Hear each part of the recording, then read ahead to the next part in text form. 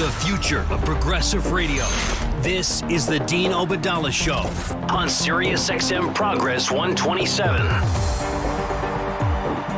And welcome back, Dean Obadala Show. We're live right here Tuesday, January 21st, covering day one of the impeachment trial.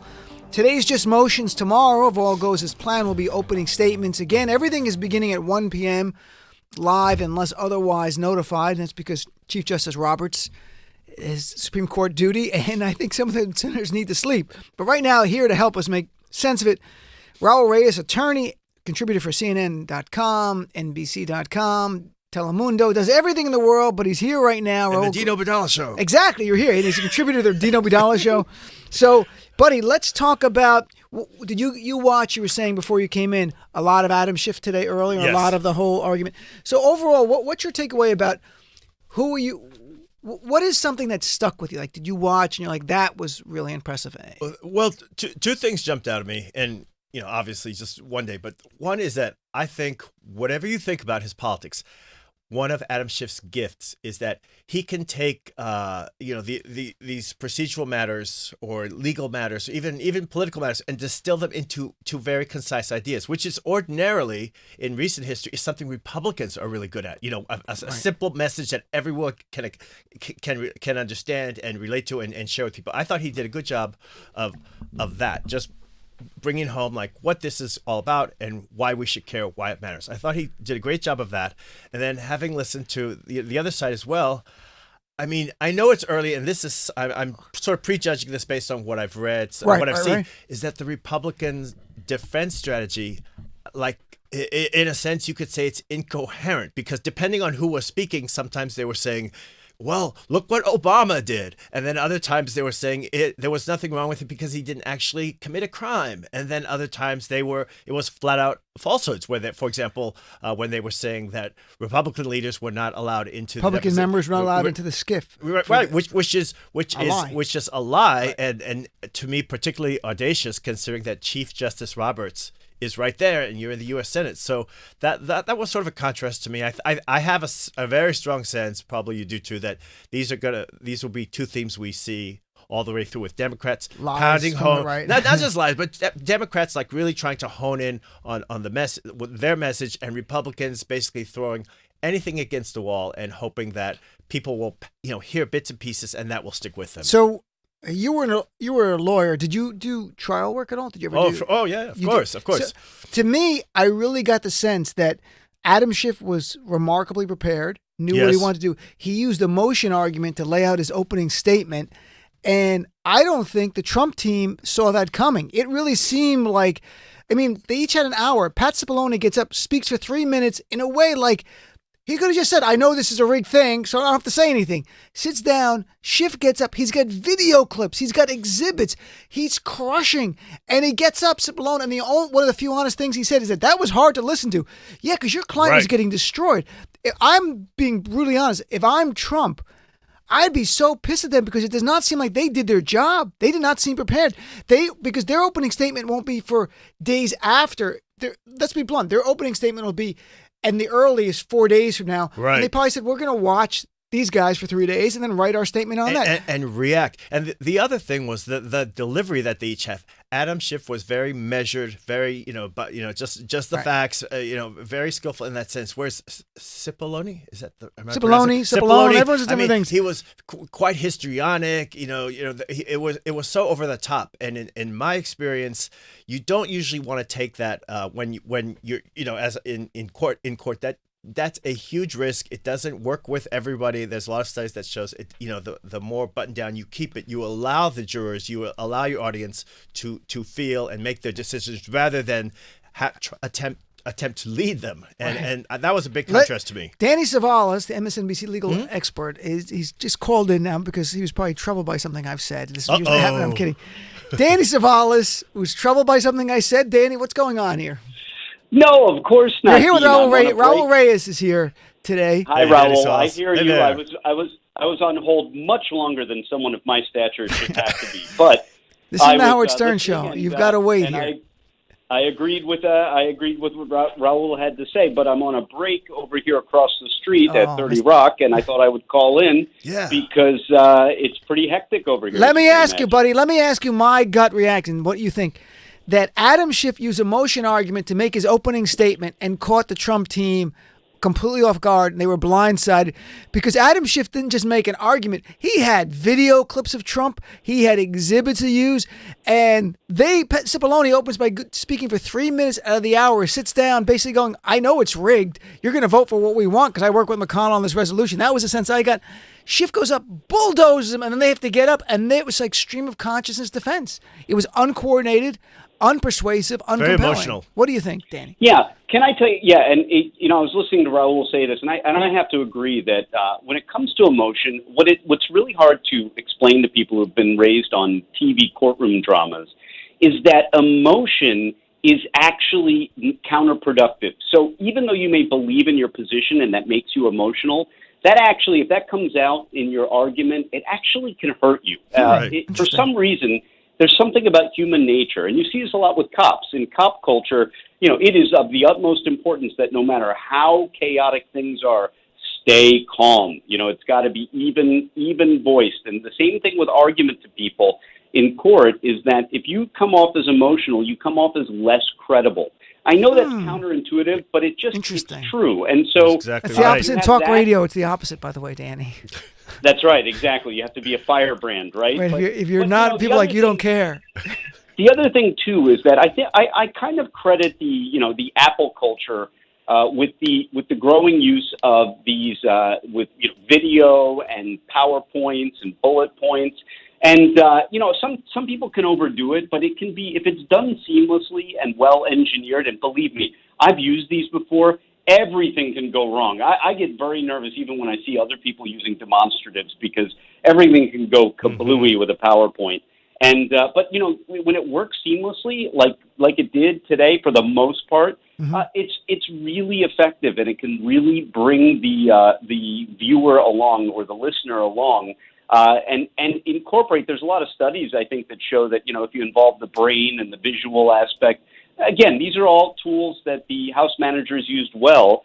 And, I think there are, you could see, and maybe I'm hyper-analyzing it, Jay Sekulow is an experienced orator, but sometimes, and this goes back to the emotional thing, when you believe so much and you know the facts so well, it's really hard to not get emotional. It's something I do all the time. How about just not lying? Why do they lie? I mean, the fact-checking's all over online, from Vox, Washington Post. Sekulow and Cipollone lied on things that are easy, from subtle things like the Mueller report found Trump didn't commit obstruction of justice. That's not true. To the outright lie that you talked about, that everyone is talking about online, where he lied and said no Republicans were allowed in the SCIF, the secured classified information briefing they did. That's just a lie. There are 3 committees, Democrats and Republicans, were allowed on. To lie like that, where it's so easy to fact check, to me shows an almost disregard for the entire proceeding and for the Chief Justice of the United States and for the American public. I mean, it's outrageous to lie to us like this. Bullshit. This is bullshit. Sorry. Yeah. Well, I mean, it happens sometimes. I try to give attorneys the benefit of the doubt. Sometimes they don't have perfect command of the facts. That was very specific. He probably doesn't think it was a big deal. Maybe it was something, I don't know. Well, in the Trump world, that's a little lie, right? That's like a little cute lie to Trumpers. But so, Raul, hang on. Danny, do you want to stay on for a minute too, or you want me to get? Well, I would like to be a little more in demand than that. No, that's not why. Because if you had to go, I'd ask you another question. But if you're going to stay, then I'm going to ask Raul a question, and I'll come back to you. Yes. And by the way, just so it's clear, it wasn't like a little thing. He talked about the president was denied the right to cross-examine witnesses, denied the right to access evidence, denied the right to have counsel present in hearings. That was, of course, corrected later when they said in the judiciary, no, the president was invited to be there to have witnesses, whatever he wanted. But the one that not even Mr. Schiff's Republican colleagues were not allowed into the SCIF, says Pat Cipollone. Well, I mean, that he's reading it from a piece of paper. I'm looking at the video clip. This was unprepared text to say this lie. Right. Well, look, so he's not just, this is not an off the cuff remark. Right. But I think this is also, as you said, I think some of their strategy or a lot of their strategy will be reactive. Just wait and see what points the Democrats are making, Democratic lawmakers, or what seems to be working for them, and then push back on that. So, I found it very weak also. However, you also have to think about these events in this way. I always tell people who are not in journalism, media, or even the law in this case, or politics, imagine if you had, like, say, your lunch hour and the trial was on, the impeachment hearings were on, and you just hear like 5-10 minutes of it. Right. Would it sound Absolutely. credible to you? Or if you just heard 5 minutes here or there? Sometimes if you look at it that way, it's like, well, maybe. I mean, when you're immersed in it, like many of us are, and following it so closely, sure, things jump out at you, or the inaccuracies, or even flat out lies jump out. But for people who many just regular people in public life, who are working, they don't have time to pay attention to all this. If you repeat something enough, it's like a radio show. You can tune in at any moment, because right now they've gone back into session. It's in prime time for the first time, and Congressman Hakeem Jeffries from New York is up there making the argument for the Democrats. And they're going to choreograph prime time, because the Democrats have the first 3 days and the Republicans have the second set of 3 days for who's going to be their representative in prime time. And because I don't know, I can't change the channel right here, but during the day, Danny, NBC, ABC, and CBS was covering this wall to wall. I don't know if they're blowing out their prime time for debate on motions, but they probably will do some of it tomorrow for the real opening statements.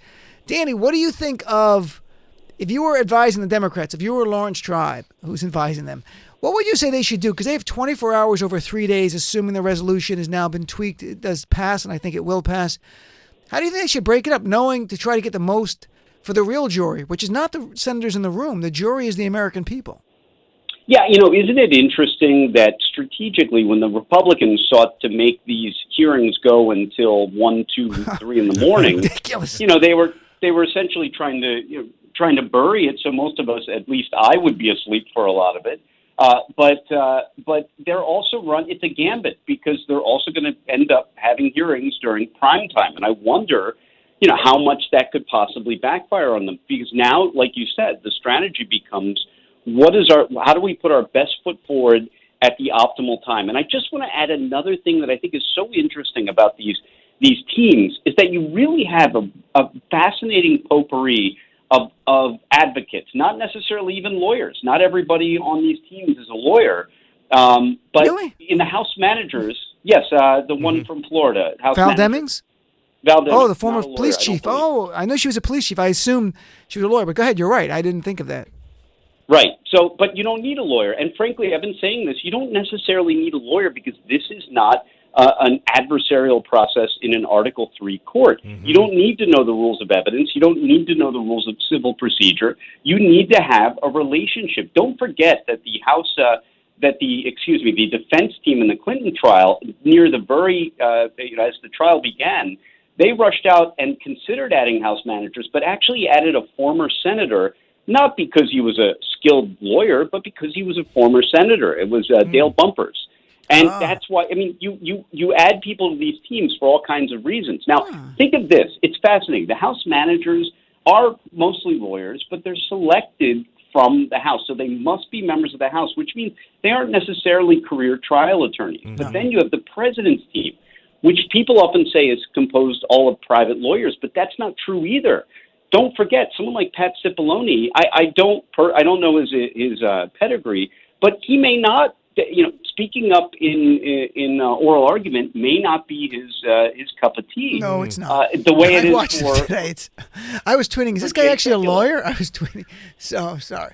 And I would actually say that for an impeachment, if you have to have lawyers, you probably want appellate lawyers like a Dershowitz, because that's the kind of advocacy that's more suited to this kind of style. So it's so interesting, because these teams are so diverse, not in traditional diversity, but in terms of their careers as advocates. You really get a potpourri of folks. I want to play a clip for you guys. And Raul, I thought this was really interesting. Cipollone and Sekulow were clearly not happy, because they were not expecting an hour opening statement. You can tell. They go up and they start attacking Adam Schiff. And Adam Schiff then, in his rebuttal, goes, and I thought this was a really great point he made. Here's clip number 9, please, Nina. You've also heard friends at the other table make attacks on me and Chairman Adler. You'll hear more of that. I'm not going to do them the dignity of responding to them, but I will say this.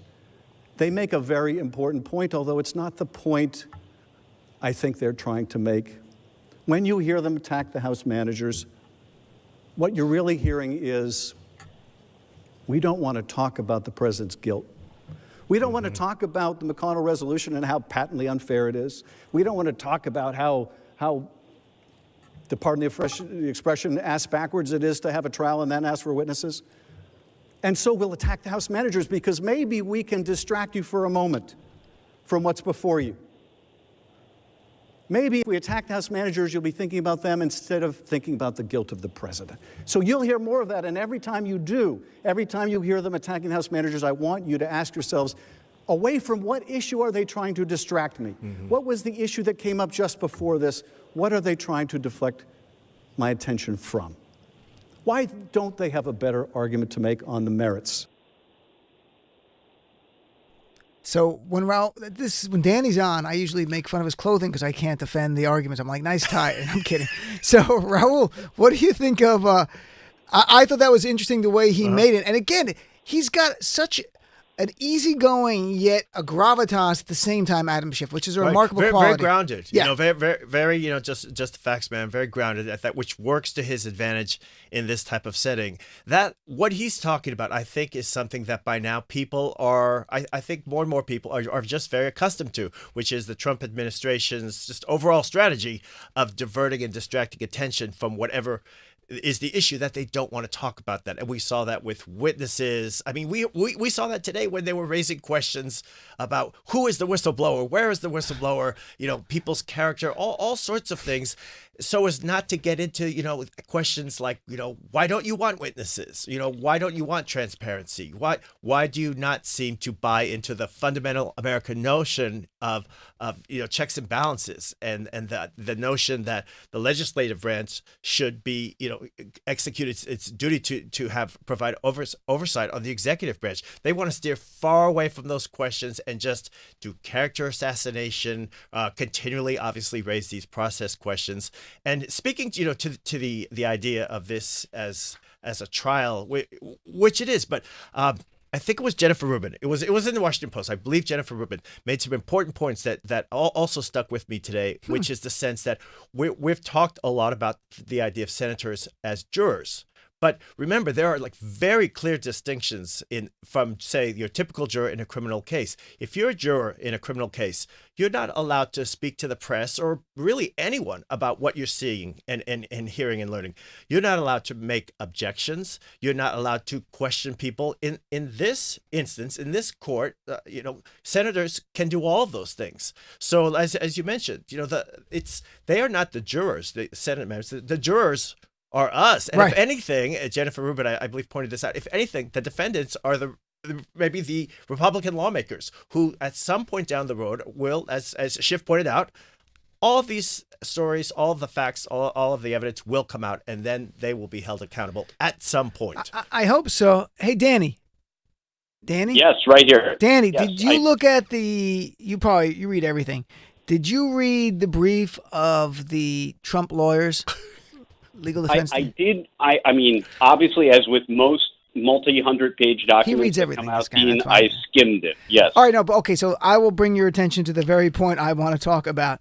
Is that in that brief they mentioned Joe Biden and Hunter Biden 22 times between the two of them, right? And various times they bring up the House Democrats' theory there could have been no legitimate basis for the president to raise the Biden-Burisma affair with Zelensky is wrong.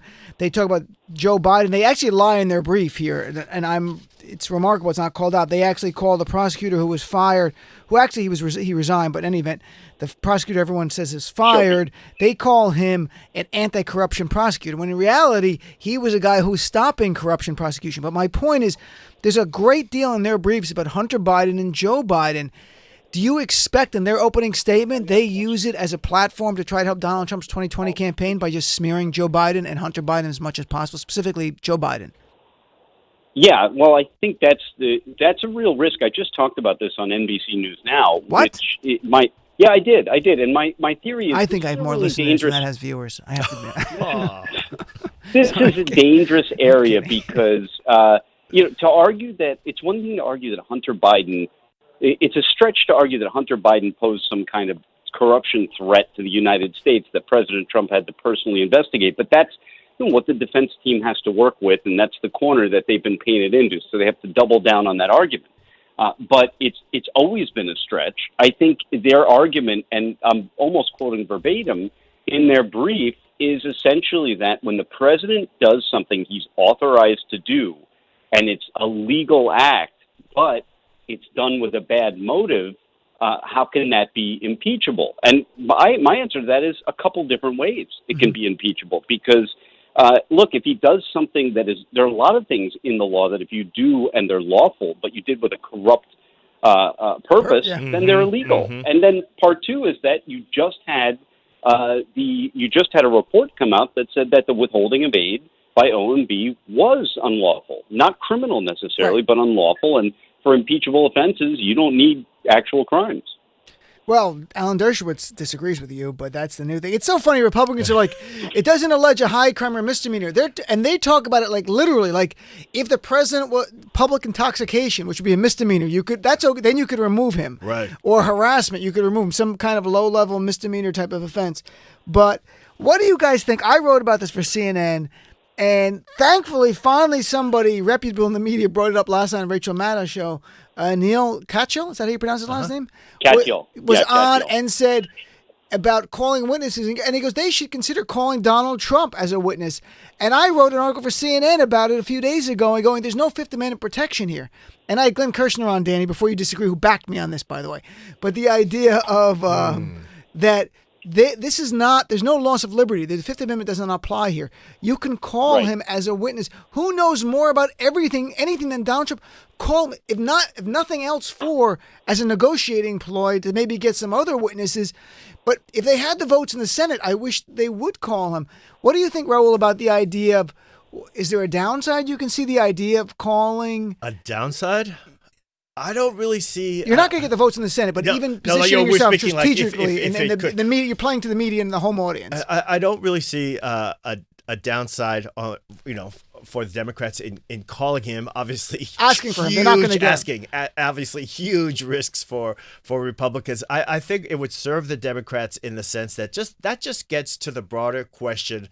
Irrespective of whether he actually broke this law or whether they're trying to focus on the criminal code, the federal code, whether he actually broke a law. Just going to the broader question of, is it acceptable when the president does this? I think just focusing on that element would be helpful, and obviously the president is the logical person to call. It's got everything. Bill Clinton had to testify. It was Ken Starr. It was during the investigation period. Right. And it would also, just in a strategic terms, that would put Republicans very much on the defensive with, trying to come up with reasons and a legal basis and analysis of why they cannot, which again plays to the narrative that they're hiding something. Right. And Danny, let me ask you the same question I asked Glenn Kirshner. Would you like the opportunity to cross-examine Donald Trump under oath? Of course. I mean, anybody would enjoy it because, you've seen depositions with Glenn Kirshner, his response was laughing. He just goes, oh, my God. He goes, I cross-examined RICO people for 8 hours. Like the idea, he was salivating. You can hear him salivating on the radio about just because he's a former prosecutor. You're a defense attorney, so you're a good guy, right, in this scenario. You're like, I protect the guy. But if you had a chance to cross-examine him, do you have any doubt, if you given time in the documents, that you could show him to America as a horrific liar? Yes and no, but I will say that, through cross-examination, he would absolutely damage himself. And the way that Senate trials have gone in the past is that you don't have a traditional live witness. Right. You have depositions and then you play snippets, which is really interesting because you can cherry-pick your very best moments to play for the jury, for the Senate. And Donald Trump is sort of made for exactly that. You take several hours of deposition, and he's going to give you 2 or 3 minutes of complete shenanigans. So, it would be perfect. But I want to tell you, Dean, it would be interesting to see him actually testify. But here's another interesting idea. Under the rules as they exist, the president and his representatives are called. Now, under the rules, I believe that the president could, in theory, come and be one of the people giving closing argument, under which he would not be subject to cross-examination. What do you think of that? Oh, my God. That would be so... Well, the flip side is you had Adam Schiff today show clips of Trump during the trial. So in a way, giving testimony of Trump without any chance for Trump to rebut it because he's not there to go like, oh, what I really meant was blah, blah, blah, like that. So, but look, if Trump showed up for that would be so Trumpian. That would be it would. The closing night, big surprise, everyone. Best is yet to come.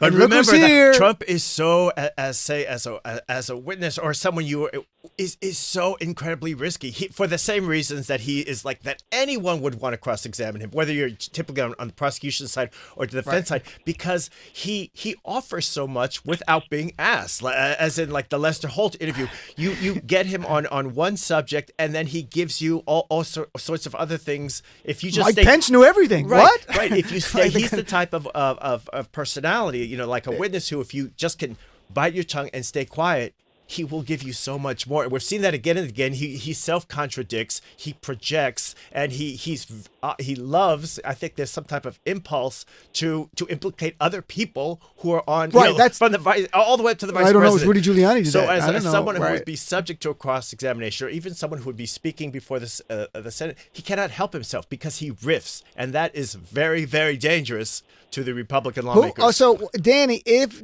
Trump were to show up, who should the Democrats then add to their team? I'm thinking maybe Stormy Daniels. who would be good? Karen McDougal, like all of them. What would be really amazing is to get Michael Avenatti on furlough, put him out on bail.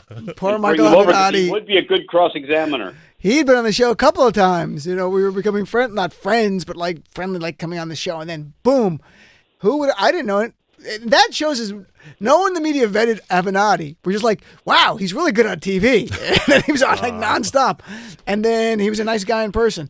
All right, Danny, we got to take a break. So, Danny, we'll let you go. How's that? I appreciate it. Was very kind of you to call in during your break. I think it's very interesting. When we come back, we might take a minute of Hakeem Jeffries live because he's giving a very animated presentation here in prime time. And it really looks like from just the graphics I'm watching, Danny, they're doing things that Republicans usually do.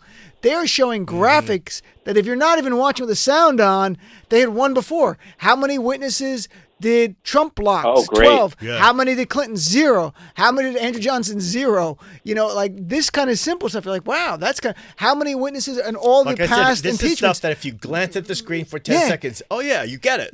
They had one with Right. all the witnesses called in the last Senate trial, impeachment trials, and they were just going the whole list there. It's 100 years of, and you're like, wow. So look, public opinion, yesterday's CNN poll, not a big movement, but the highest support for removal of Trump, 51% in any CNN poll, and the opposition slid to 45%. And where that came from, there was 9% undecided in the last poll. That's down to 4%. And most of them moved in the favor of impeachment and removal, not just removal. And it's, they're not going to move these senators, but that's interesting that some people who are not paying attention started to, and they go, this is troubling what I'm seeing here. And I think he should be removed because saying he should be removed is far more than this is troubling. Saying the President of the United States should be removed from office is a big ask. Let's be blunt. That is. So, all right, Danny, thank you, my friend. Thanks for calling in. I appreciate it. You got it, Raul. Don't let him get carried away. That's right. We'll be right back Please. with more of the Dean Obadala Show without Danny Savalas, but with Raul Reyes after this. Dean Obadala Show on Sirius XM Progress 127.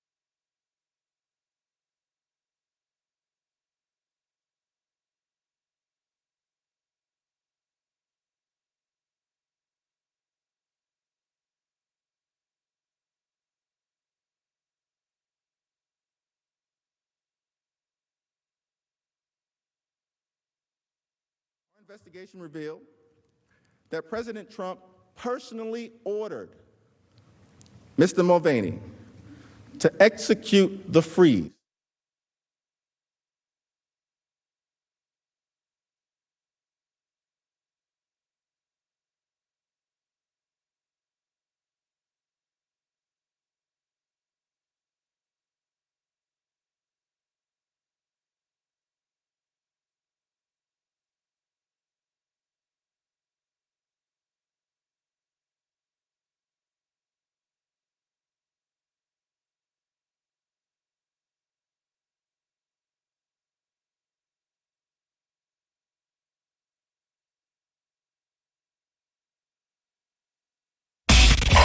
New perspectives, important voices, influential ideas.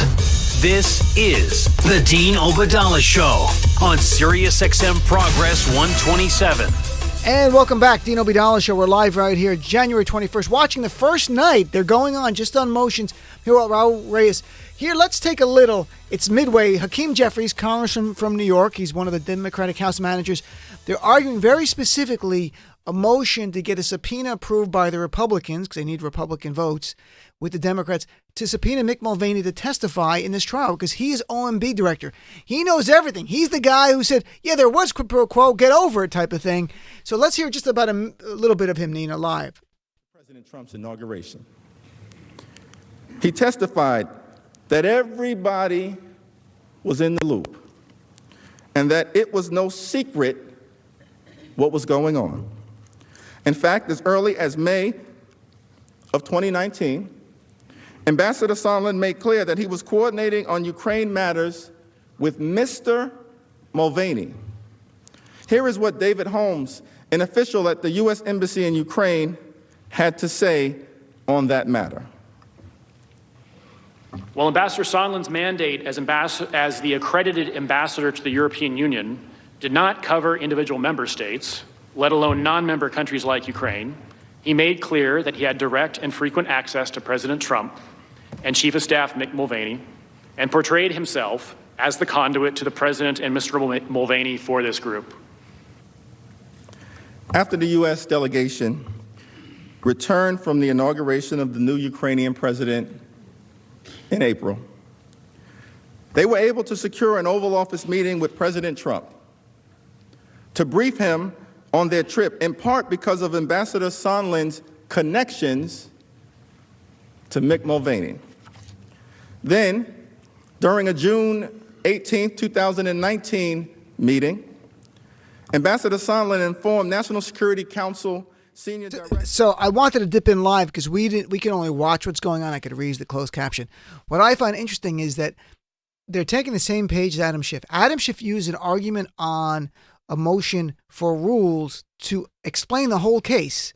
Mm-hmm. Hakeem Jeffries, in 1 minute, I'm watching this, and you can see he's playing clips and explaining while he's arguing for a motion why Mick Mulvaney is so important, at the same time laying out to someone who might be turning into prime time for the first time to see this and go, this is the whole case. They're laying it out. The Democrats are doing what Republicans usually do. They're staying on message, and they are so prepared. Look at this. And they're bringing more in on the record, and they're reminding people of testimony that people may have missed because a lot of it was during the day when most people just, living their life and working. So that plus, I mean, it's so fundamental. It's so simple, but that plus the way they're using these graphics to me is, I mean, that shows they have the litigation team that they have great Daniel Goldman. They have really good lawyers and part of this team. Lawrence Tribe's advising, but I think more like Daniel Goldman, the younger guys would probably be like, you got to do more of this stuff. Right. And look, I think it's also in terms of not just conducting a trial or arguing a case, but when you're talking just the public at large, people do not. The more serious that something is, the graver the situation, that's when people, in my experience, they pull back from hyperbole. That's when they pull back from, histrionics, no matter whether the person is progressive or on the conservative side. They want to make up their own mind. They want to look and see and try to figure it out. That's why I think just in terms of the strategy that the Democrat strategy here is so effective. They're really, playing it very buttoned down way. Here are the graphics. Here's the record. think about it. This doesn't Right. make sense unless Republicans are hiding something, unless there is a cover-up. And Fox News, while playing some of this with Tucker Carlson, they break in behind you. You can see it. And literally, they're talking over Hakeem to talk about lawmakers can only drink milk and water. And they were showing video, I'm not kidding, a picture of one of the Republican senators who has candy in his desk. So they don't want their viewers who are turning in prime time, and Tucker Carlson very highly rated, to hear Hakeem Jeffries make this compelling argument, which is very, very straightforward, because this intersects the polls we were talking about in the break. I was talking to Raul about this new CNN poll yesterday, and this echoes all the polls. 70% of voters in the new CNN poll say the trial should feature testimony from new witnesses who did not testify in the House impeachment hearing. He's making that very argument right there. A new Monmouth poll today, again, really high rated methodology. 3 in 4 Americans, 75%, say Trump officials, including Trump himself, should testify. So this Democratic argument is even that means some Republicans are on board, and the breakdown shows that. There are some who go, yes, there should be witnesses. Some might be thinking in their mind, Republicans, I'm Hunter Biden. But overwhelmingly, Americans' understanding of a trial, which is a search for the truth, has to include witnesses with key information. How could you block it? It's not a trial anymore. And listen, I didn't see, I think I mentioned to you earlier when I was coming over here, I didn't see, say, the last hour before we were on air, so I may have missed some parts of it. But the other thing that I foresee Trump confessed. that I foresee the Democrats stressing is that this portion of the impeachment proceedings in the Senate, it is not akin to an appeals court, because several Republicans have made the argument that if we did not hear this information or see the documents or witnesses in the House, then we cannot reopen them and go back to, we cannot revisit it now. There's no legal basis for that. Right. And that, I think Democrats I think they will push back on this. This is not a deal. They can see anyone they want. They can see all. I mean, they basically saw no documents, so they can ask for all sorts of documents, discovery process, all of these different things that everyone knows. Anyone who's ever done jury duty knows constitute a trial. Even in the impeachment, there's been 2 impeachment trials of presidents. Between those 2, the Senate has called 44 witnesses, folks. 44. 41 in Andrew Johnson's trial, 3 in Bill Clinton's trial. And yes, with Bill Clinton's trial, they were deposed first and clips were played for the jury. But they were witnesses that the Republican House managers wanted, including Monica Lewinsky herself, to testify. And don't forget, Bill Clinton did testify in connection with the investigation of that. And his testimony was a big part of the trial. They played clips, they explained clips in the House manager's brief, which I read from 1999. They cite page and line of Bill Clinton's testimony.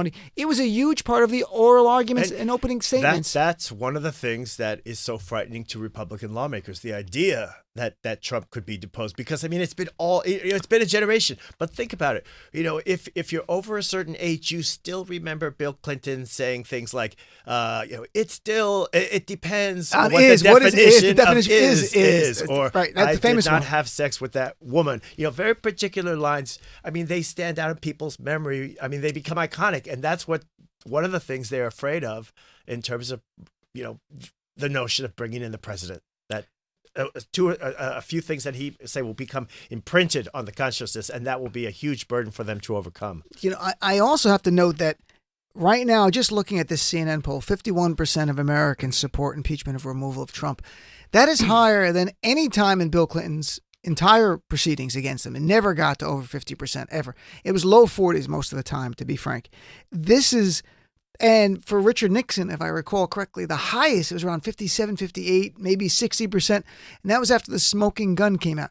So while we live in a more hyper-partisan world, it is independents are the ones who are tipping more towards removal of Donald Trump.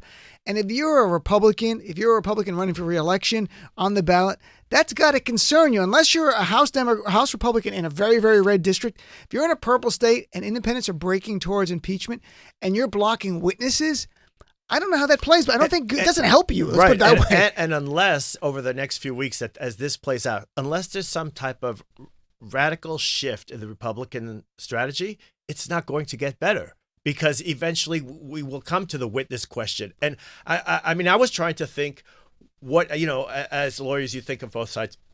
I was trying to think what could be a legit argument for having no witnesses. I mean, that's a tough sell. I mean, I mean, other than just saying, it's a witch hunt, it's illegitimate, this is all, they're out to get me, there's no due process, which doesn't really work when you're the president of the United States. I mean, what would be, that type of argument? So it's cover up. As we look at these polls, I think it's gonna get steeper. It's really a hard case. That's a hard deal to close, man. If the 30% of Americans who didn't want witnesses, I mean, they're overwhelmingly Republicans.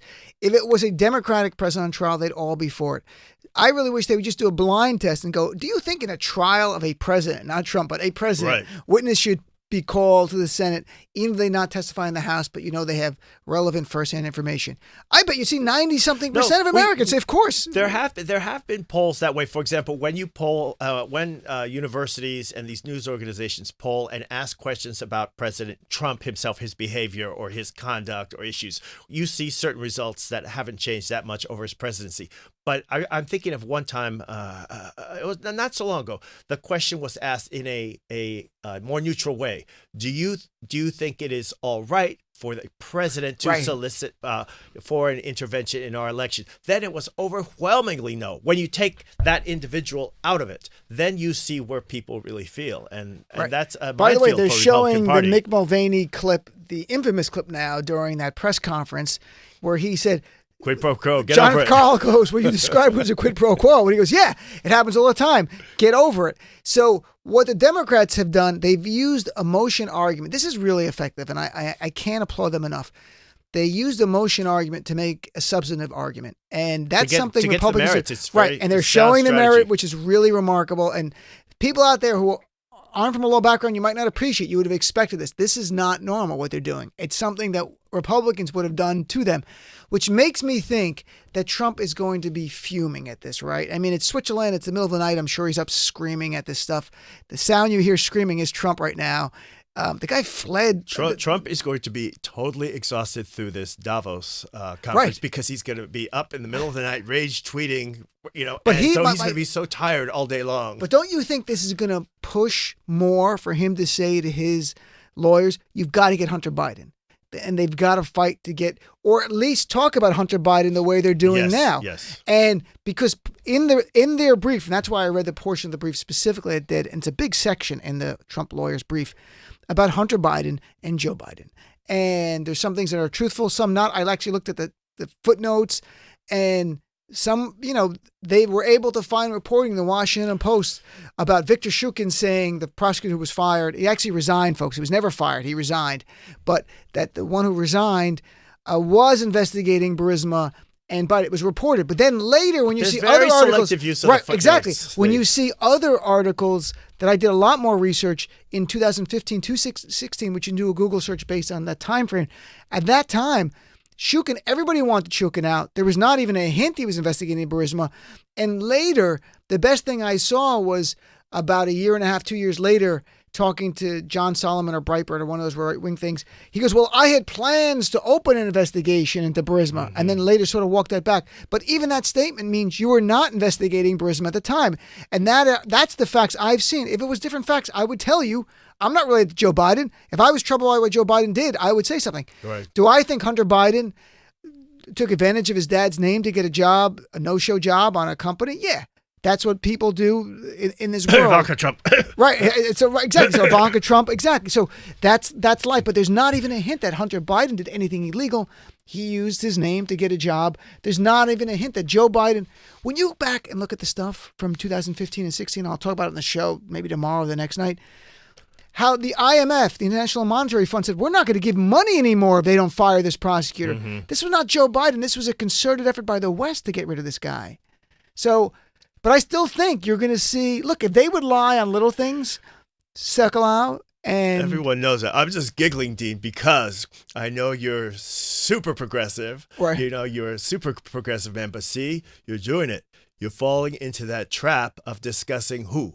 Hunter Biden? Hunter Biden. No, I am, because it's in the brief. Because I know what it's going to be. In the, well, their argument's going to be they're going to try. They say we have to have Hunter Biden their as a defense. Witness. Look, their only defense, the only defense for the phone call for Trump asking President Zelensky to investigate Joe Biden by name and his son Hunter Biden by name, is they were involved in such rampant corruption. It is my job, my mandate as president, to clean up that corruption. And that is the defense they have to use. They have, as a lawyer, when I practiced, you didn't get to pick your clients. I mean, you picked them, but they came in. Right. You couldn't pick. I wish they had better facts for defense. And you know what? Even if they did maybe insist on Hunter Biden in exchange for whomever as a Trump, witness, I'd say for swap for Trump. whomever Give us was, Trump. they would still lose because I mean that's again a much more of a risk for Republicans. I agree. So I think it's remarkable, though. They're going to try to make this argument that Hunter Biden and Joe Biden, who's got no history of corruption at all, suddenly wanted to fire a prosecutor who is investigating his son. And that's not Donald true. Trump, That's simply who not has true. no demonstrated interest in rooting out corruption anywhere, all of a sudden takes an interest out of all over the world in Ukraine. So, Well, the Democrats will have a chance to make the points, which they did in their reply brief, saying, well, we gave $300 million in 2017 to the Ukraine and $350 million in 2018. It might be reversed on the years, but that's the amount of money, $750 million between 2 years. Why didn't Trump ask about an investigation then? The only way it makes sense that you were concerned about Hunter Biden and Joe Biden is if the aid we were about to release, there's an allegation that the Bidens were siphoning some of that money off, or Burisma was siphoning that money off. That's not even alleged. This is literally made up. But let's take. We have 2 breaks, Nina. Let's take one break and come right back after this. Dean Obadala Show on Sirius XM Progress 127.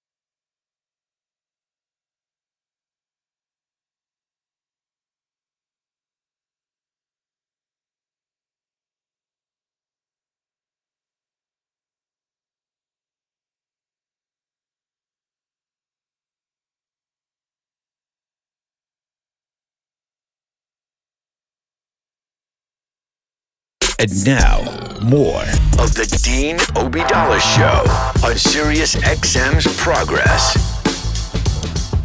And welcome back, Dean Obadala Show. We're live Tuesday, January 21st, in studio right here. Raul Reyes, attorney.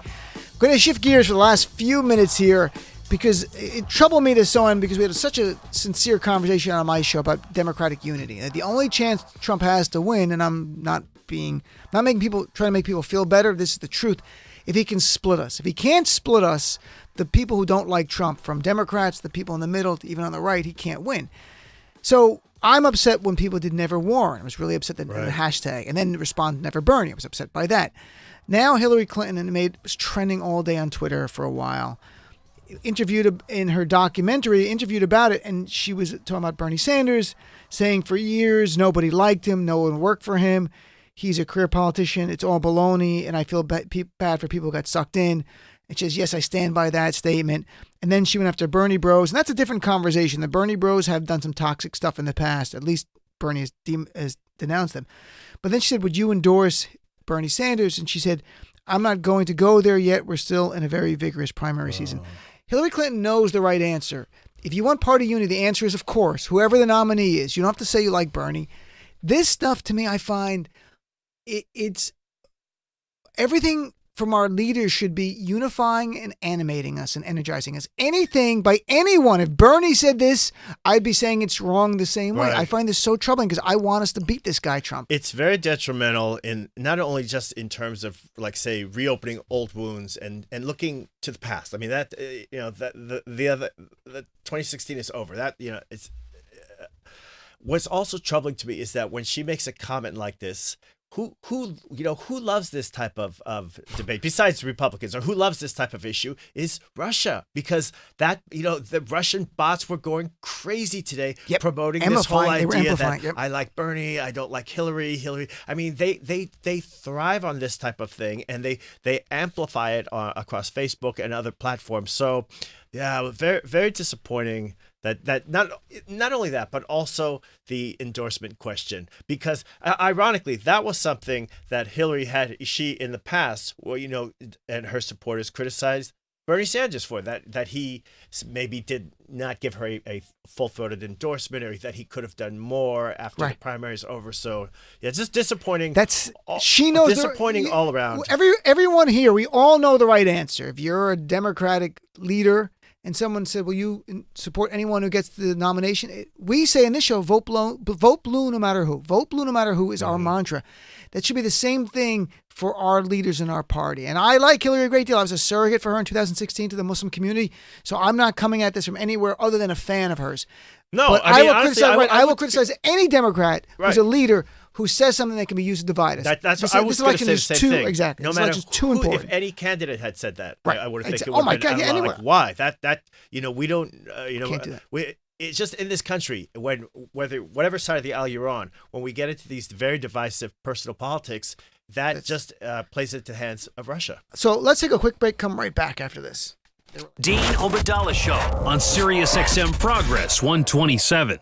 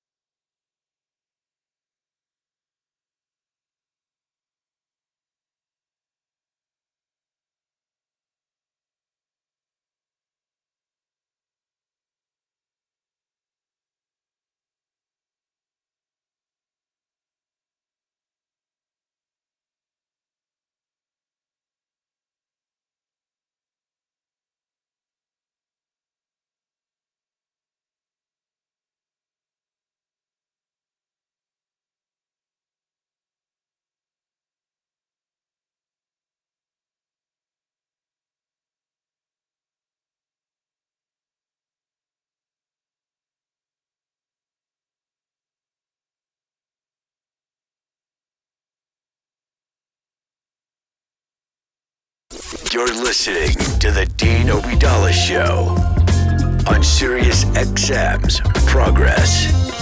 Welcome back, Dean Obadala. Raul, thank you very much, my friend, for coming pleasure. in. And Happy look New who's Year. here. John Fugelsang. Thank you, Dean. John, this has been great. In primetime, even Fox News, although Tucker's been interrupting it, they've been showing this in prime time with Hakeem Jeffries doing an excellent job. We've been taking some audio. I love Hakeem Jeffries, makes New York proud. And today, by the way, we get the time machine back to the Hillary Bernie hate of 2016. Isn't it great? Yes. Oh, mom's friends and grandma's friends are fighting again. It's the Five-ish Finkel Margaret Thatcher cage match we didn't know we missed. Who's on your show tonight? tonight? What's going on? We got a great show tonight, man. Amy Willens is going to come on, of course, as The List, and we're going to talk about Farewell, her book about a letter from Haiti. It's the 10-year anniversary of the quake. I was there performing for the troops after the quake, which is amazing. We have also got author Richard Beck, who has a new book on Johnny Cash and religion, and a great comedians panel, and your calls. All right, don't go anywhere, folks. Tell me everything with John Fugelsang. Thanks for listening. Be back tomorrow. Thank you.